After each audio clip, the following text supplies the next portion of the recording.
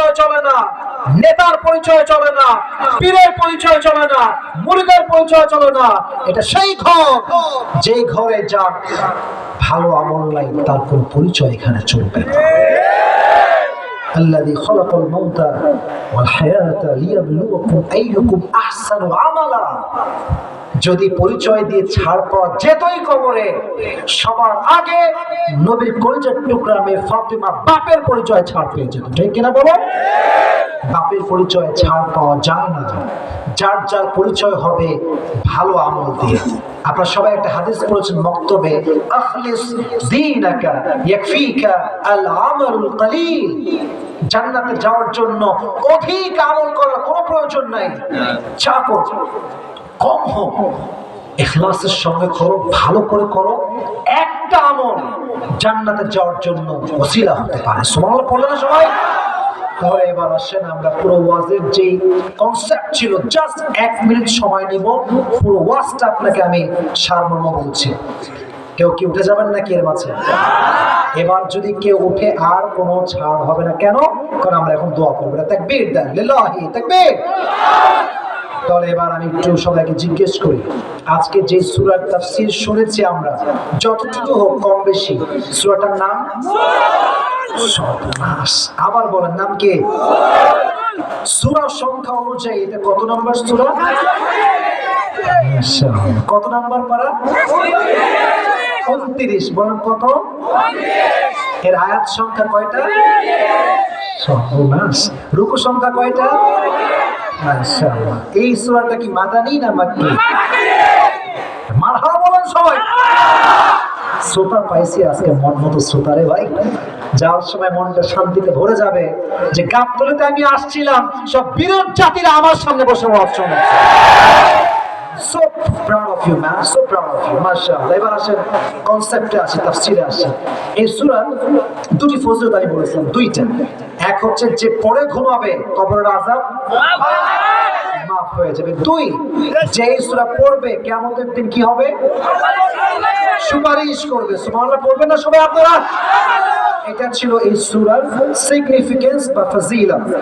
এবার আসেন এই সূরার সেন্ট্রাল থিম কি ছিল, সাবজেক্ট ম্যাটার, মূল আলোচ্য বিষয়। বলেছিলাম মূল মানে হচ্ছে ক্ষমতা। সব ক্ষমতা কার হাতে? তিনি যাই চান তাই করতে পারেন। এখানে আমি ছোট্ট কথা বলেছিলাম যে সূরা মূলকে আরেকটা বিষয় আছে, যে এই সূরার তাফসীর পড়বে তার ঈমান কি নরম হবে না শক্ত হবে।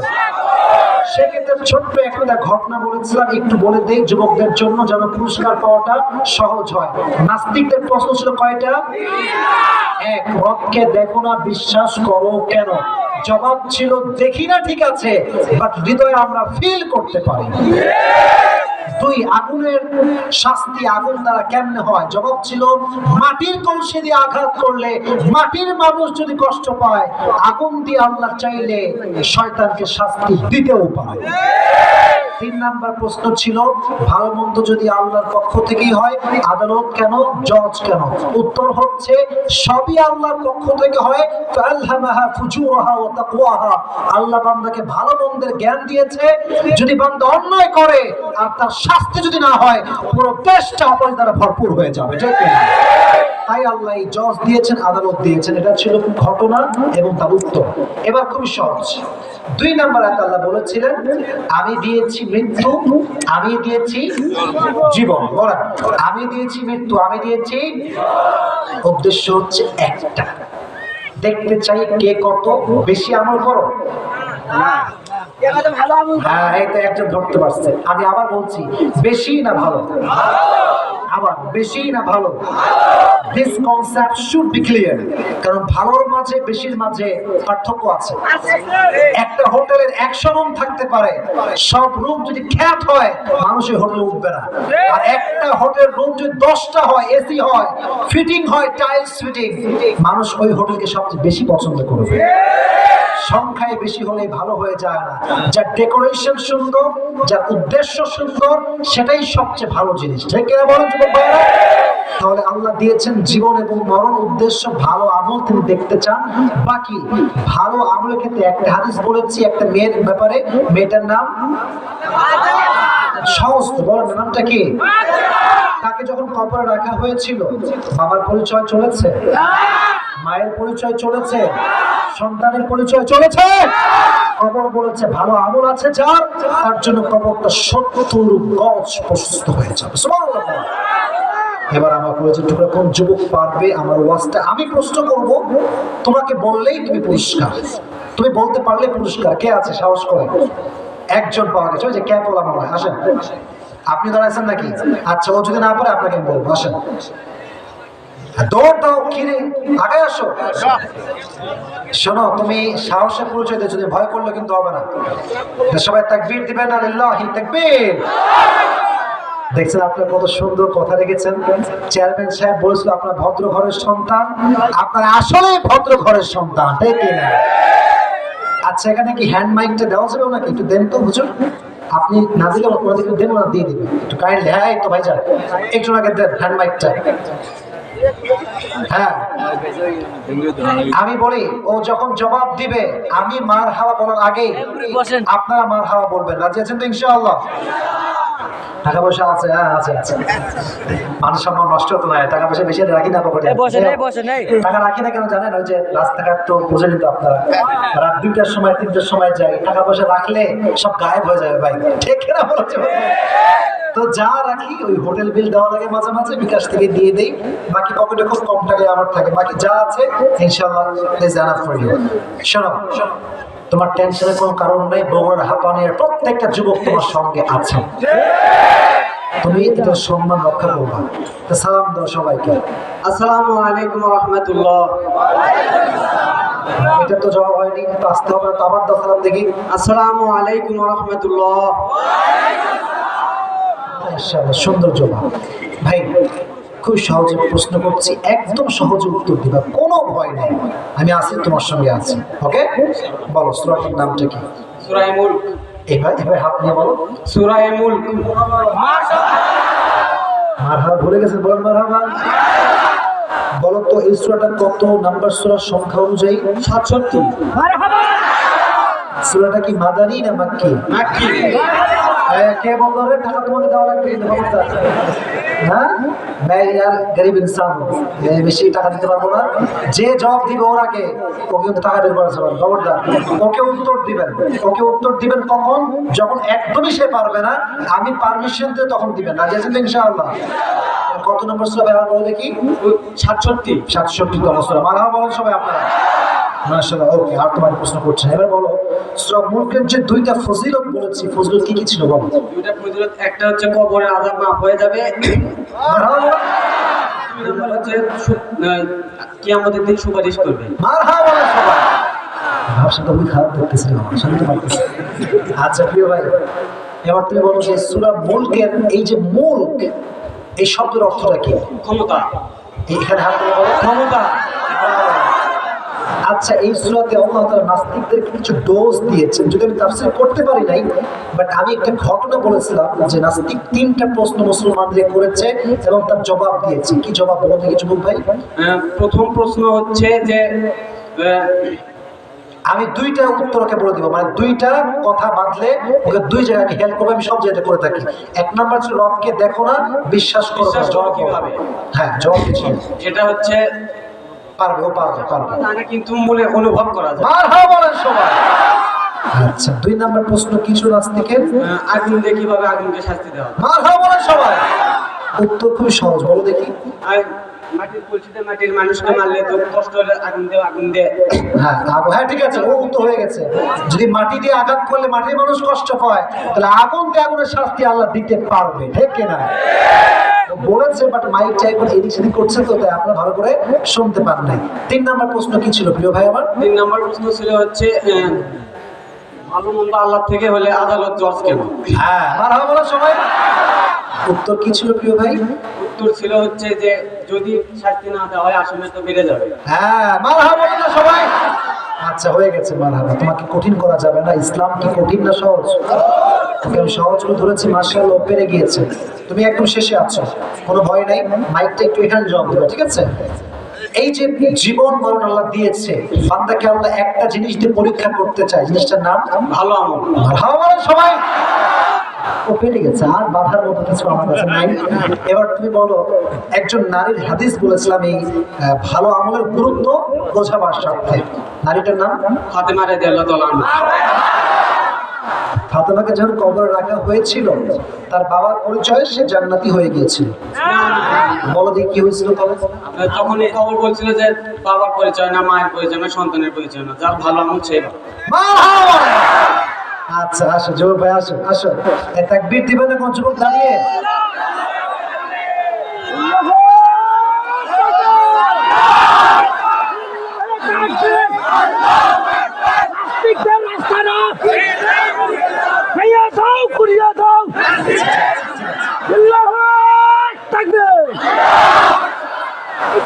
আচ্ছা প্রিয় ভাই, কই তুমি কই?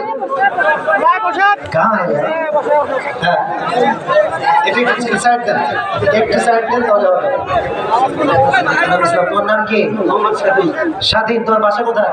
এই গাবতলী। গাবতলীতে বাসা। মারহাবা সবাই। গাবতলীর সন্তান আজকে প্রমাণ করেছে গাবতলীর প্রত্যেকটা যুবক হচ্ছে ব্রিলিয়ান্ট যুবক, দেখে না এই নামটা। এটা তোমার জন্য হাদিয়া, যদিও বা হাদিয়াটা সংখ্যায় কম হলে কি হবে? মোহাব্বত তো হামেশা দিল সে হি হতা है। দিল থেকে ভালোবাসি, যা দিয়েছে পুরস্কার কম বেশি ফ্যাক্ট না, পুরস্কার হচ্ছে ভালোবাসার জিনিস, ঠিক কিনা বলো? আমি ওর জন্য দোয়া করি আল্লাহকে দিনের একজন খাদেম হিসেবে কবুল এবং মঞ্জুর করো। সকলে পড়া আমিন। মাঝখানে কি হইলো? বসো। এই তো বেঈমানি করা যাবে না, বেঈমানি করা যাবে না বাবুরা। অনেক সময় বসেছো, দোয়া করে যাও। বসে পড়ো, বসে পড়ো। হুজুর আপনি বসে পড়ো, হুজুর বসে পড়ো, হুজুরকে জায়গা দাও, হুজুরকে জায়গা দাও। কেউ যাবে না, সকলেই তাকবীর দেন, লিল্লাহি তাকবীর। জান আপনাদের ভালোবাসার আজকে এবছর অনেক লম্বা সময় ওয়াজ মনে হয় এই প্রথম করলাম। এত বেশি ওয়াজ এত বেশি করা হয় না, to be honest with you. 1 ঘন্টার বেশি এটা করা হয় না। তো ভালোবাসা আছে যেখানে, আমিও আছি সেখানে, ঠিক না? যে মাহফিল কমিটি এত কষ্ট করে আয়োজন করেছে, এই পেছনে দাঁড়ায় আছে কে? বগুড়ার মানুষই খেপায় দিও না। বগুড়ার মানুষ কারণ ধরে না, ধরলে কিন্তু কাউকে ছাড় দেয় না বগুড়ার মানুষ। সাবধান, খবরদার কেউ উঠবেন না, দোয়া করে আমরা যাব। আমার কথা হচ্ছে, কেউ কি মারা গেছে দোয়া করতে হবে, নামটা দিলে ভালো হতো। ঠিক আছে, সকলেই তলে আবার বসে পড়েন। একটু যারা হাঁটু কেড়ে বসে আছেন, একটু নামাজের শুরুতে যাই বসেন, আত্মাহিয়াতের শুরুতে বসেন সুন্দর আদবের সঙ্গে। আর যারা দাঁড়িয়ে আছেন, জাস্ট 3 মিনিটের জন্য বসে পড়েন। দোয়া শেষে আপনার যেখানে মন চায় উড়ে যাবেন, কোনো সমস্যা নেই। Sit down, sit down. Take your own seat, please.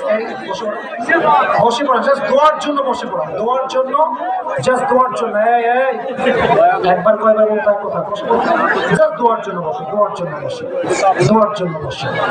সকলে দুরূদ শরীফ পড়েন। আল্লাহুম্মা সাল্লি আলা মুহাম্মাদ ওয়া আলা আলি মুহাম্মাদ কামা সাল্লাইতা আলা ইব্রাহিম ওয়া আলা আলি ইব্রাহিম ইন্নাকা হামিদুম মাজিদ। আমার কলেজের টুকরা যুবক ভাইরা, আমার ডানে বামে ওলামা ইকরাম, আমার মুরব্বী আব্বাজানরা আছেন, সবার কাছে আমি আগেই ক্ষমা চাই। আমি অধম, আমার কথা ভুল ত্রুটি হলে আমাকে মাফ করবেন। তবে দোয়া করি যে সঠিক কথাগুলো আল্লাহ আমার জবান দিয়ে বের করেছেন, আল্লাহ সবাইকে যেন সে অনুযায়ী আমল করার তৌফিক দান করে। সকলে পড়েন আমিন। দোয়া যখন করব, কেউ সেলফি তোলার জন্য সামনে আসবেন না। দ্বিতীয় কথা, দোয়া যখন আমি করব সকলেই মন থেকে আমিন পড়বেন। রাজি আছেন তো ইনশাআল্লাহ?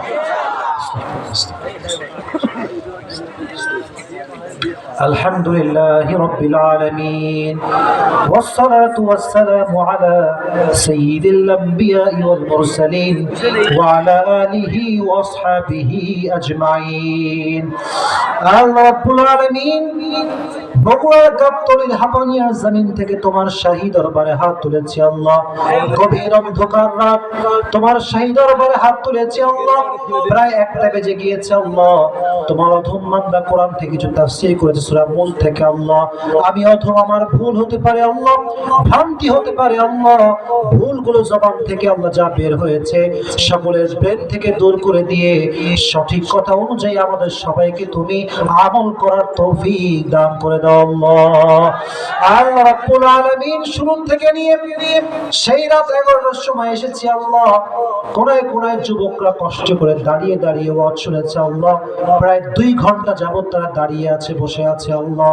এই ভালোবাসার বিনিময়ে দেওয়ার মতো আমার কাছে কিছু নাই, তবে তোমার শাহী দরবারে সবাইকে নিয়ে হাত তুলেছি আল্লাহ।